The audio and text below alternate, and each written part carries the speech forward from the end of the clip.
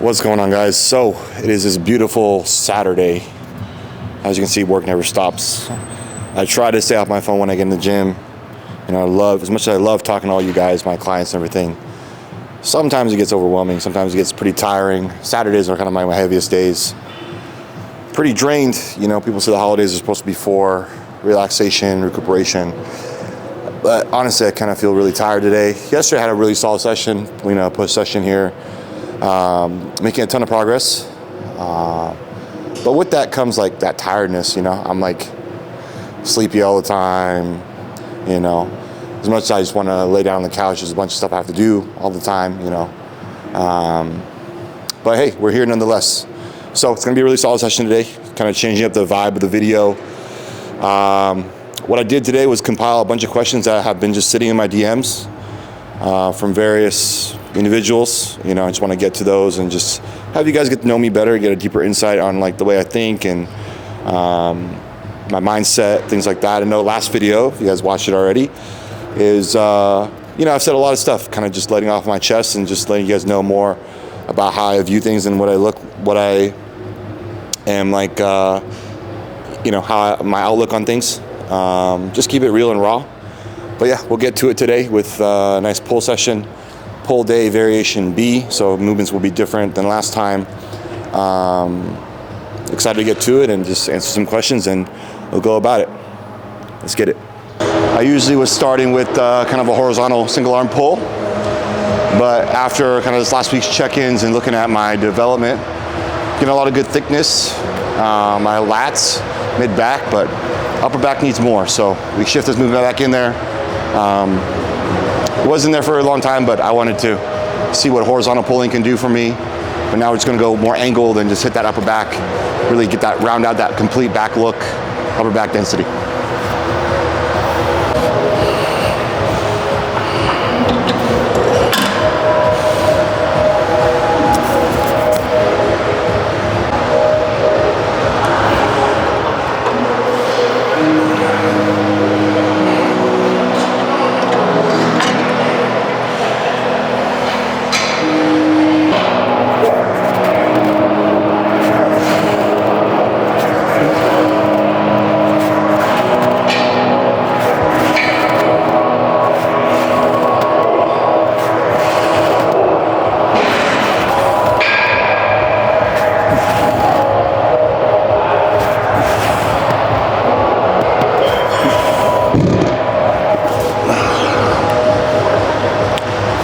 Forgot how good this movement feels in terms of when you watch me do it, I'm really focusing on protracting my scapulas to really open up that upper back and then really bringing my scapulas together, retracting them and getting that tight squeeze at the top.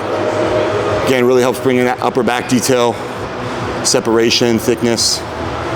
So right away I can already feel this back and rotation is going to be good for the next set of progression here. It's almost December. It's crazy to think about that.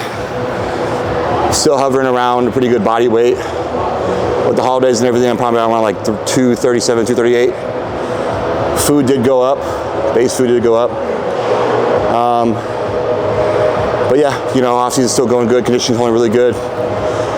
Posted my last set of updates last Tuesday. Kind of showing the comparison of growth here. And just giving you guys an update on my physique. But yeah, we're gonna continue to push until, I would say, beginning of next year. Kind of hold body weight there, do a little bit of maintenance, and then the season's underway, so I'm really excited for it. Me and Andrew are gonna continue to rock this thing forward and bring you guys the content going into December, January, provide us for the whole season. I don't see it stopping anytime soon, and just continue to build that momentum.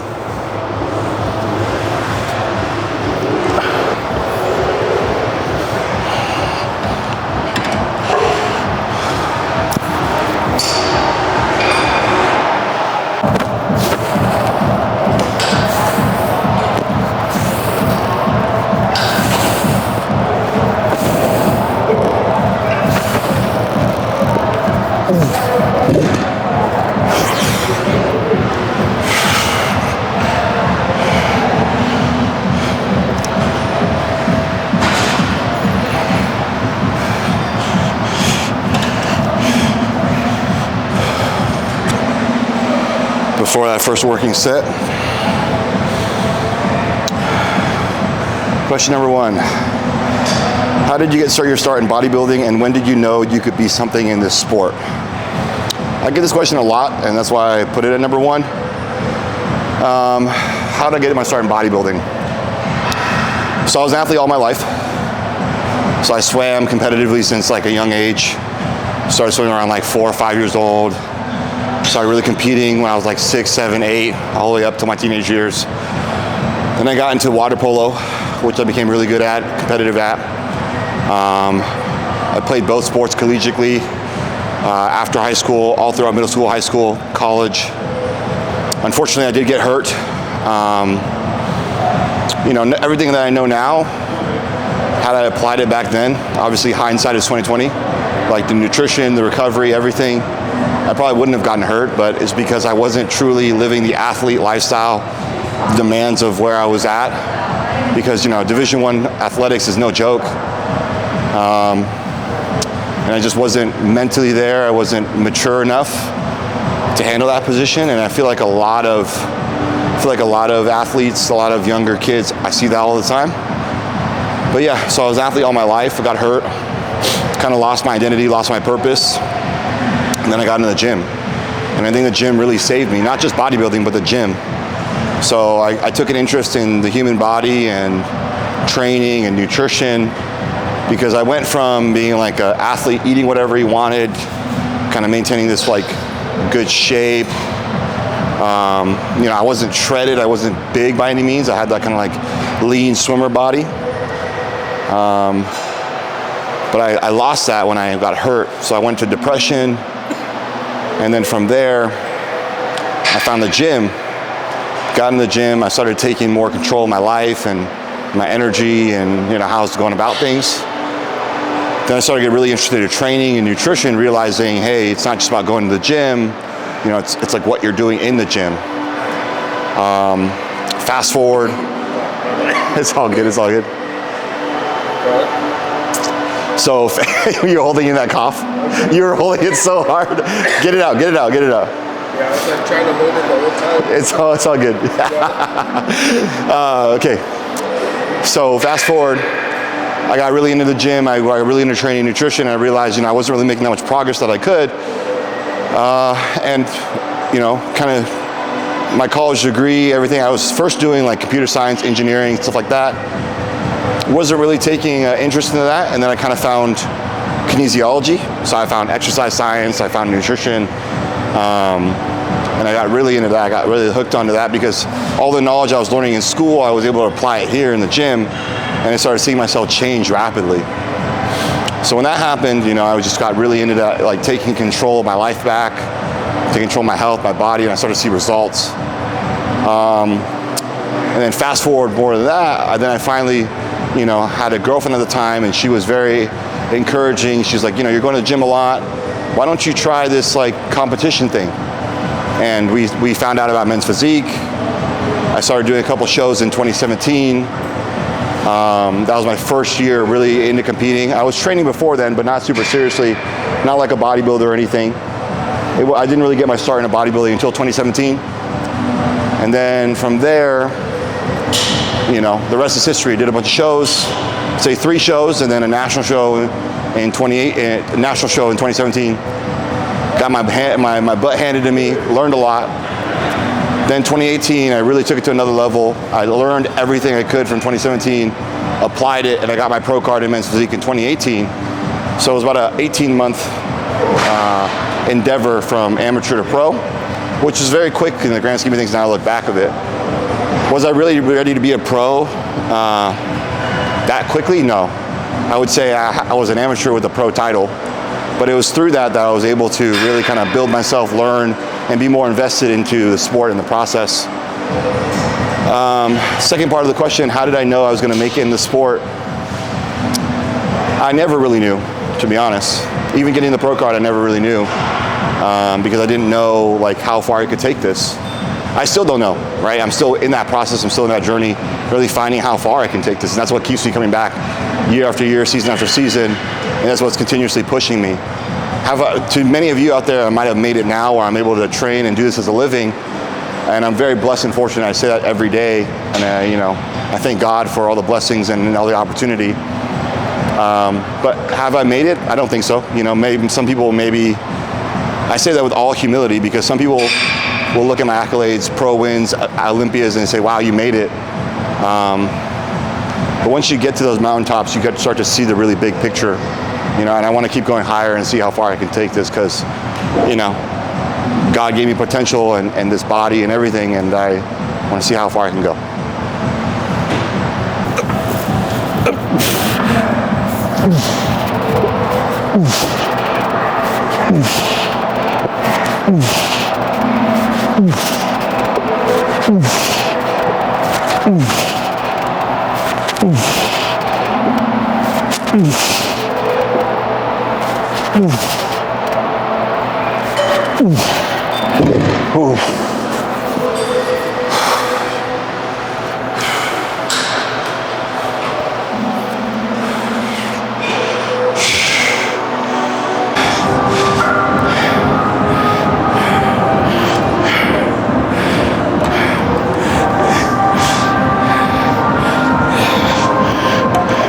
All right, so question number 2.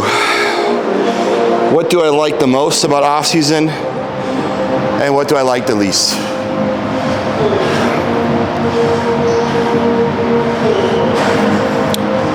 I like the most is that you come in the gym and you feel strong. Even though you do feel tired sometimes, like like today when I come in, my energy's not super high, but again, this process is about showing you guys the real, the raw, the day-to-day. And I like being strong. I like having the energy, the recovery to really push the sessions and really push yourself. And that's what a lot of people don't get. Like, you're not gonna feel fucking great all the time. Off-season or not, prep or not, you're still gonna be tired, still gonna be beat up. But it's how you mentally encapsulate it. But yeah, I like the process of being strong, getting stronger, seeing yourself grow, especially when you do it right. Like, you stay in a good composition and you sort of see you pack on the mass and you see the changes, just like a prep. People like prep more because they see themselves get leaner. But when you do this long enough and you have the right amount of discipline and you know what you're doing, you see the same process, but you see that the other way, where you're actually building a physique. What I like the least is, I would say, the sleepiness, like the lethargy. Regardless of how much sleep I get, regardless of how much recovery I put towards, sometimes it just catches me dozing off, and that's just because, the byproduct of everything that's going on in the off season, the food, the protocol, the supplements, things like that. Again, just being real and transparent. I'll be watching a movie and I'll just fall asleep. But I don't have that same problem in prep. In prep, I feel like I'm a lot more alert because you're like lighter on your feet and you're not holding all this extra mass and you're not carrying it around. That's tiring on your body. So yeah, that's what I like the most. That's what I like the least.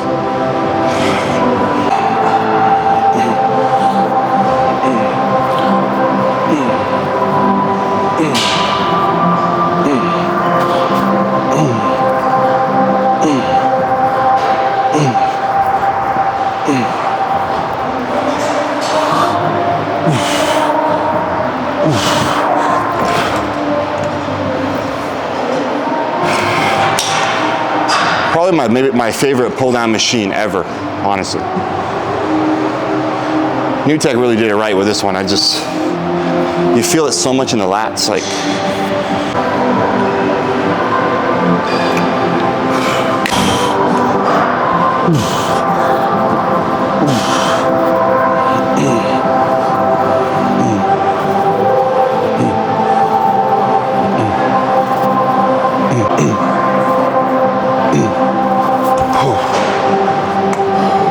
Do this bilaterally, so both arms at a time. On the working sets here that I do, like 2 working sets, I'll just go unilateral. Just feel like you get so much more out of the mind muscle connection. You just slow things down and just really push each side equally. People always ask me, hey, how do I fix a muscular imbalance? Like my right side is weaker than my left, and my left side is weaker than my right. And it's unilateral work, and you can do that, almost on any movement, because you have to have that focus to that one side. So, pro tip that I give my clients, and I'll give to you guys here for free, is let's say one side's weaker than the other. So for me, I usually like to start my right side, and then I'll match with my left. My right side is a little bit weaker than my left, so I'll do it that way. I'll start with my right, the weaker side. I'll push it to however I can push it, and then I'll force my dominant side or my stronger side to match that side.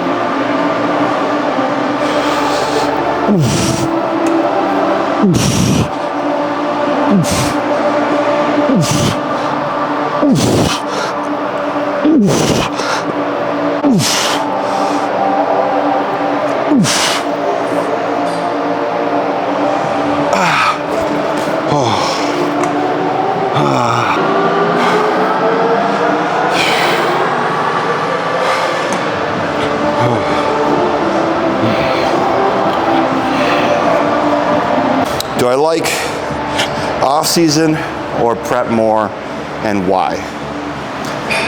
I used to think this way where, yeah, technically you can call it off-season or prep, but they're synonymous, they go together. It's just kind of the modes change, right? Off-season, you're eating more, you're trying to grow.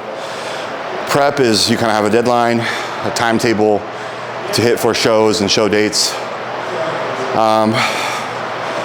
I like both of them the same, as cliche as that sounds, because each one has its own challenges, each one has its own benefits and cons. Like in prep, for example, I feel lighter, I feel more efficient, I feel a little bit more energy day to day. Obviously up until like the final weeks, but I just feel like I'm a more efficient human being. But off season, I feel strong. I feel like I'm growing. I feel more in that kind of like hibernation mode. And it's like the time where I really get to focus on the process, in a sense where you don't really have a deadline, right? You have an idea of what shows you're gonna do, and obviously the Olympia every year that you have going on, you have to shoot for it, but it's really the time to engross yourself in the process and to, learn more about this whole game. It's a really testing period, it's a trial time. But yeah, I like them both equally for different reasons, and now being this far into the game, I don't really treat either one too differently. It's just obviously strategies change, modes change, food changes. Yeah, but the process is still be the best you can be.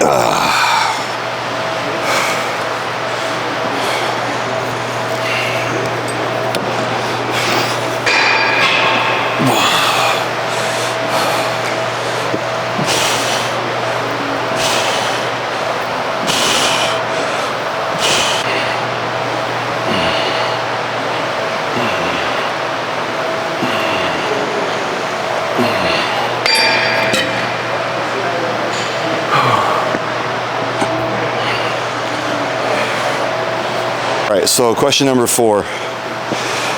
What do I think about deloading and how do I personally do them? All right, so this answer might piss some people off, but fuck deloads. I'm gonna say that. But in a more professional way, seriously, I don't think they're necessary. Because I'll say 9 out of 10 people don't need deloads. They need to fix their whole entire structure of what they're doing. And what I mean by that is their nutrition.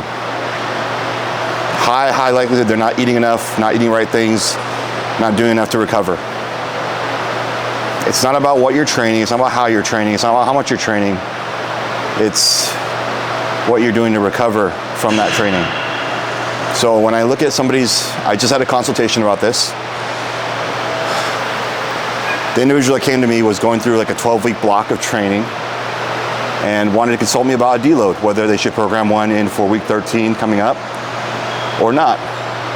Come to find out, I was looking at his sleep schedule, his sleep score, his nutrition, everything he was doing outside the gym. And granted, he was working a laborious job. You know, he worked construction 3 to 4 times a week, and he's on the site for like 12, 13 hours. So I told him, it's not necessarily needing a deload, it's just that it's a byproduct of his life where, you know, he just wasn't eating enough to support his job, his training, the demands of growth in the process. So do I think deloads are necessary? No. I think that you should fix your sleep, your food, supplementation, your whole structure before considering, hey, I need to go in and waste a whole week or take a whole week and reset. Now, we all have our bad days, our off days, or one-off days where we have a bad session. That doesn't mean you need to go all preemptive and be like, oh, okay, time for a deload. Because deloads are essentially one step back, so you can potentially take 2 steps forward. But oftentimes I see it become very disruptive in a lot of people's momentums when they could really just kind of fix their whole approach and their structure to what they're doing and just get so much more out of it without taking a deload. So that's my take on it.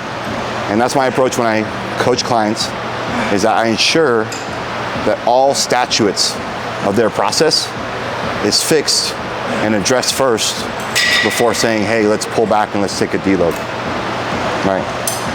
And a deload can look like in many ways. Sometimes you can just decrease volume. Sometimes, most oftentimes, I just have my clients take more rest days. Hit certain body parts throughout the week that they need to work on, but just implement more rest.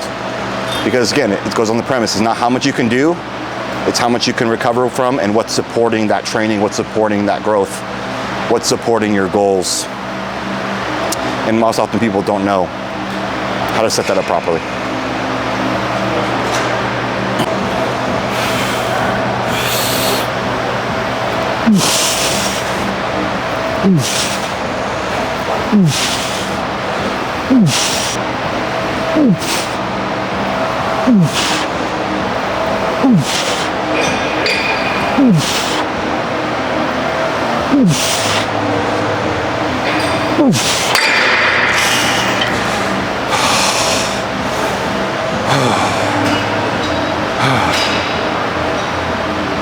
I came here with low energy, still kind of tired, but that doesn't reflect into the work I'm doing. The last exercise I progressed this exercise I progressed. That first movement, I was just really setting a tone, setting a base foundation because it's new.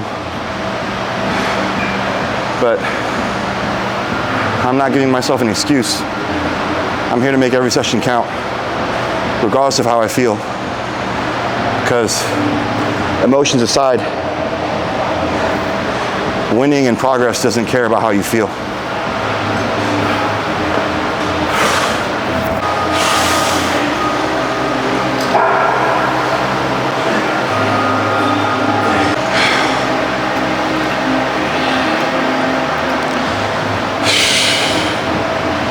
I got a crazy pump right now, but I'm afraid to take off my pump cover because it's warm.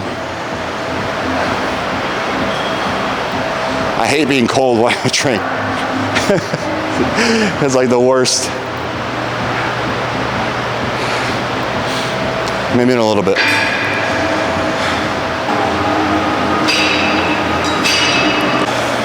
All right, guys, so question number 5. How do you make money from bodybuilding? This question actually comes up way more often than people think. But I'll have to say that at first, if you're doing this sport for money, you're doing the wrong sport. And that's just the truth. I love bodybuilding. It's given me everything in my life, you know, financial security, beautiful car, and the lifestyle itself is not cheap. Those of you out there that know how costly everything is involving bodybuilding, you know, from the prep to the food to the, you know, supplements, everything. It's not a cheap endeavor. How do I make money? I take all the experience, right? I've been in this game for almost a decade. I built up all this value over, you know, 8 years of being in the sport, going from an amateur to a professional to Olympian to a multi-time Olympian, and facilitating all this growth along the way. And I don't want to be that guy. You know, I owe it a lot to mentorship, coaching that I've received. But in that, you know, I'm a lifelong student. I graduated top of my class in college. I know how to be a student. I know how to be a learner, avid learner. So I take all what I've learned and gathered over these last 8 years of being in the sport. You know, this is year 8 for me, going into 2026. I've compiled all that into a body of work and a body of knowledge. And I use that to garnish value. So how I make money from bodybuilding right now is purely from coaching. That's why I'm so grateful to work with clients and help individuals reach their dreams, reach their goals, teach them everything that I know, impart on them the value that I've been able to cultivate over all this time in the sport, you know, going from where I was to where I am now. You know, it's a very unique experience where not only am I competing at the top level and still competing and learning every single day, every single season, but I also get to work with individuals that are just starting or lifestyle clients, and I get to impart on them that cutting edge knowledge from the top, trickle down. I also do consultations. So I consult with people, teach them, but the majority of that is just education and helping people is how I make money in bodybuilding right now. There used to be some sponsorships here and there, but the truth of that is until you're probably a top caliber Olympian in the higher divisions, and what I mean by higher divisions is like, you know, let's say men's physique top 5, classic physique top 10, open bodybuilding, you're not gonna really make money off sponsorships. And there's money in it, but for the very few. But yeah, that's how I personally make money in bodybuilding: coaching, consultations, imparting the value that I built up for almost a decade, and teaching people and giving back to people.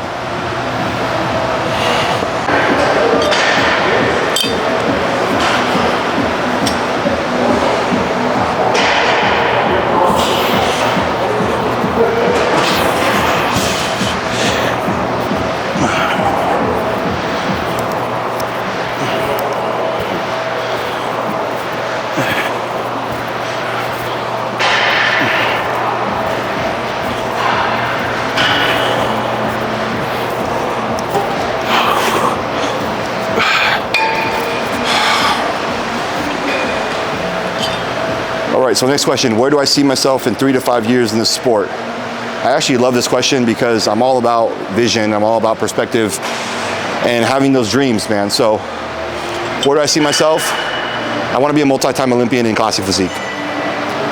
You know, I'm a really big, avid, and strong believer that you got to vocalize your dreams and you got to say it out loud, put that energy out into the universe. So in 3 to 5 years, I will be a multi-time Olympian in classic physique. I will be vying for those top spots in the division, you know, in that top 5. But that's where I see myself. Maybe towards in the 5-year mark, who knows? If I keep growing and everything stays good, I might try the open. I never thought I would say that, to be honest with you. But, you know, as you go about this process and you see what your body's capable of and you see what you're doing and you see the process and you just be real with yourself, I'm the most real person I am to myself. I could see myself in the open one day if all continues to go well. So God willing, and cross your fingers, that happens. But for sure in the next 3 to 5 years, I will be fighting for a top spot in the classic physique division, in that top 5, competing with the best in the world.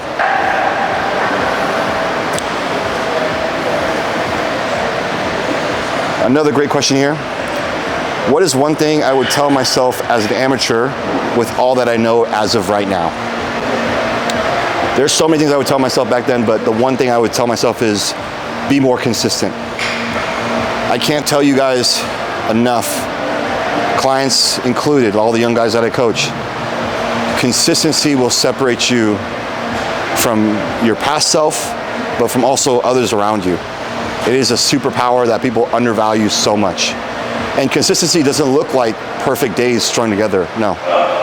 Consistency is showing up when you don't want to, giving your all in the days where you feel like you're not your best, you know, still hitting a majority of your plan if you're working with a coach. Even if it's 80% that day, it's better than 0%, it's better than completely going off the rails. Consistency isn't just a straight line, it's up and down, but at least it's still moving the needle forward. So if I could tell myself, younger self, one thing back then is stop having this all or nothing mentality, you know, be more consistent, and it probably would catapult me further at a much quicker pace than I am now. But again, I think everything happens for a reason. You have to learn these lessons the hard way or the easy way. But I hope that you guys watch this and see, you know, the value that I'm giving you guys, the information I'm giving you guys, and I hope you guys learn and don't make the same mistakes that I do.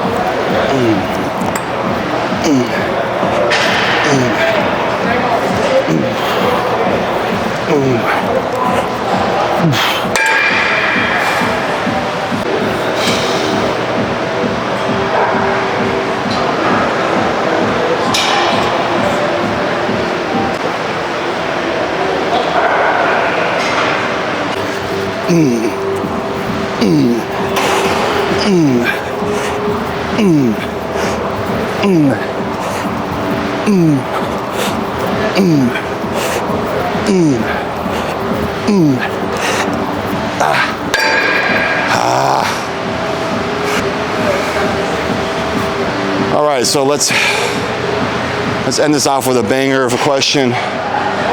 Hopefully this gives you guys a lot of perspective and value. This is a really good one. What are a few things that helped me change and improve so much in recent years? Again, there's so many things, but if I had to narrow it down to a few, again, this is just real and raw off the top of my head. None of this is rehearsed, scripted, none of that. But it's mindset. Mindset in the terms of being more accepting of myself, being kinder to myself, being realer to myself. It's discipline, because I didn't just wake up disciplined, I didn't just wake up here.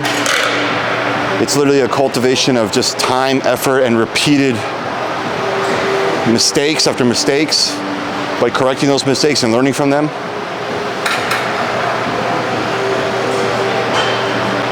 As well as just an ever-evolving urgency to learn.